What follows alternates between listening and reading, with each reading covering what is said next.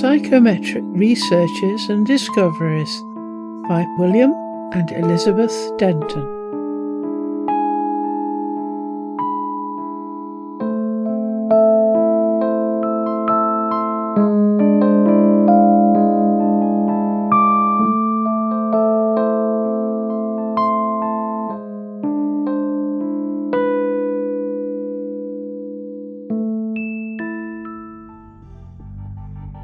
Professor William Denton, 1823 to 1883, of Wellesley, Massachusetts, was a naturalist, explorer and geologist. His wife was called Elizabeth. William himself was born in West Yorkshire, England. The Dentons as a family were great collectors and lovers of butterflies, and they travelled the world as a family collecting them. The Denton collection of butterflies still exists and is kept in the St. Louis Science Centre.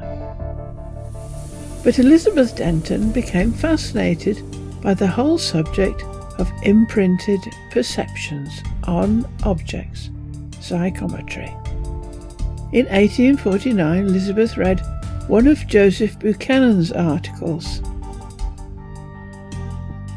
Buchanan was later to author the book Manual of Psychometry, The Dawn of a New Civilization, 1889 or 1885. She and her husband William suddenly realized that the experiences that had been common to her all her life had a name, and that furthermore she was not alone. She was also overjoyed to find out that a scientist and a physician was giving serious scientific consideration to what she had supposed to be some peculiarity in her psyche. Professor Denton became fascinated by the possibilities of exploring his wife's gifts, and it was he who undertook the experiments on her, eventually documenting them in the book The Soul of Things, or Psychometric Researches and Discoveries, by William and Elizabeth M.F. Denton, Wellesley, Massachusetts, The Denton Publishing Company, 1888. Once Professor Denton started to investigate further, he was able to find other people able to do the same as his wife, including his sister. Elizabeth's talents appeared to be inherited. She had had experiences from very early childhood.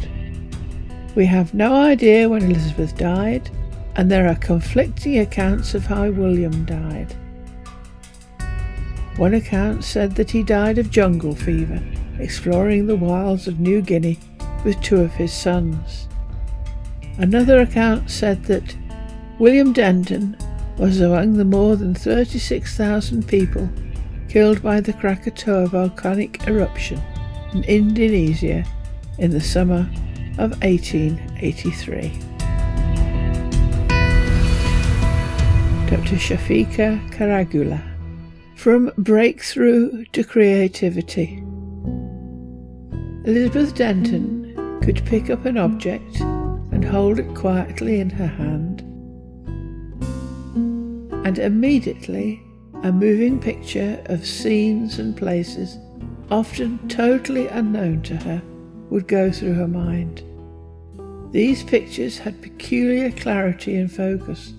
From time to time she saw in these moving pictures scenes and places which she had not previously visited. Later on, when she saw these places and they looked exactly like her precognitive pictures,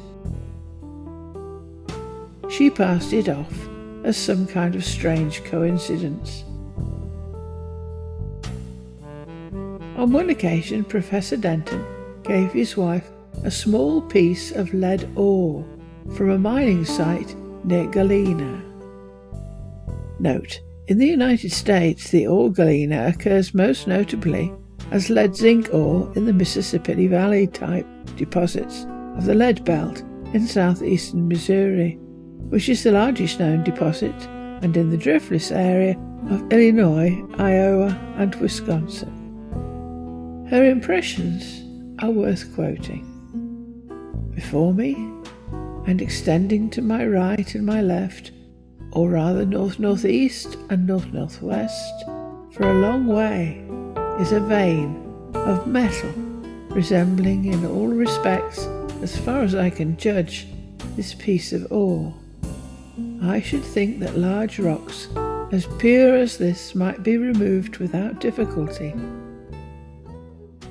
It does not, however, look as I expected to find it, for instead of being in one continuous solid mass, it appears separated by dust or something similar into blocks of irregular shapes, not thrown carelessly together, but closely packed, the interstices being filled with sand or dust. If the appearance indicates the amount, there must be thousands of tons as pure as this. But the most inconsistent feature seems to be its nearness to an excavation, and at the same time its undisturbed appearance. Not a grain of it seems to have been touched. It rests in perfect quiet. Denton's own comment on this description is worth recording here, especially since it shows clearly that he himself had no knowledge of the area. At the time this examination was made, nearly 4 years ago, Mrs. Denton had never seen a mine of any description, nor had I visited any of the lead mines of this country, and I was not aware, until my visit to the lead region of the northwest, of the remarkable agreement between her description and the actual appearance of the large lead deposits throughout the region. The galena is found in irregular blocks, not thrown carelessly together, but closely packed. The interstices are filled with clay or ochre dust.